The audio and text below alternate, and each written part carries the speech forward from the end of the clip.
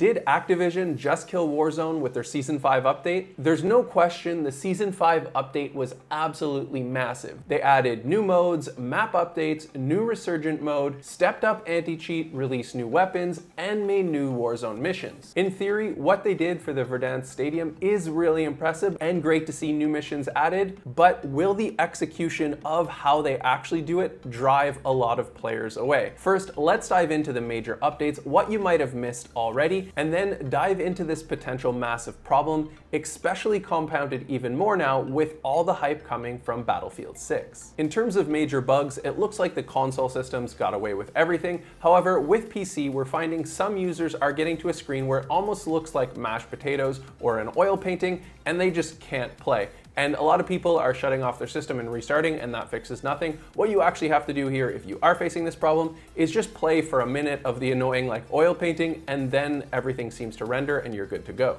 But the biggest and most impressive updates you're gonna notice right away are the new missions and contracts. Oh, and let's not forget, they actually added a new weapon blueprint that you can get exclusively in the first week of this new season, so it's important that you do it right now. First, let's look at the satellite hijack, which is a limited contract. It's most likely only going to be available for the first week, and then it's gone. Multiple squads must complete the contract in the same match to initiate the stadium breach. There's a 4-step process where you investigate an area to locate a decrypting tool. You'll have to eliminate the player who scavenged it. You'll have to hijack the relay module to begin the hijacking process. And then once complete, you have to rush into the breach stadium. And this is where you can get the exclusive permanent weapon blueprint. While in the stadium, you must locate and hold the weapons case hidden inside the stadium. And while you're there, you can also discover other limited edition secondary objectives hidden within the area.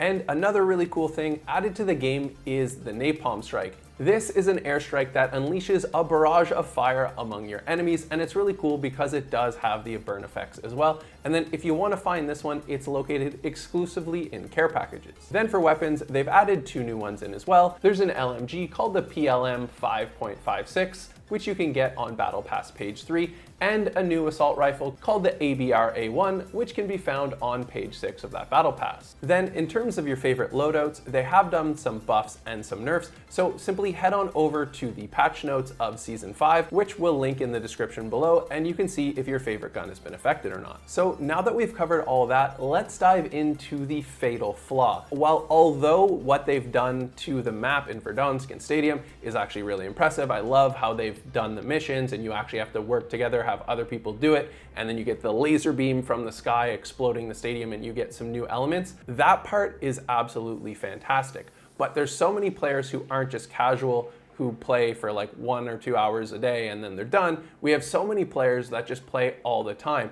And what they've done, although this is quite impressive, if you're playing match after match and you want to do these new fun missions, well, every time the storm ends in the stadium. So essentially, you're creating a whole new endgame where you know you always want to go protect the stadium. And since every single match is having the same endgame, if you're playing for a week straight, a day straight, even like a 6-hour and 8-hour session in a day, and if you're doing that for multiple days, it gets old and repetitive really quick. And what's extra dangerous, especially right now, is if you're getting all your players bored because it's the same endgame, well, we're getting all the hype of Battlefield 6. Whereas in other seasons, you might have these diehard Call of Duty fans just stick to Call of Duty and Warzone. Now we're getting the massive hype of Battlefield 6. And if you're getting people really bored for a week straight, well, then now they have the chance to be even more incentivized to go check out Battlefield 6, and you might lose some players there. So I think a couple ways that they could fix this is, one, not always having the endgame play out the exact same way in the stadium as it does, have even the storm go somewhere else, or for future season upgrades, I know something like creating the stadium would have taken a lot of work, so I don't want to take that away from them,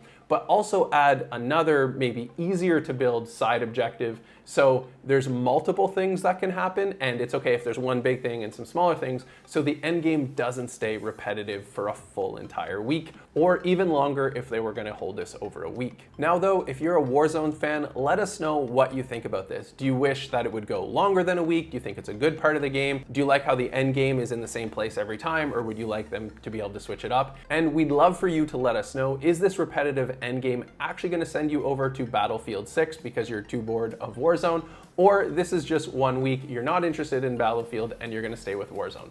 Let us know, and we'll see you in the next video.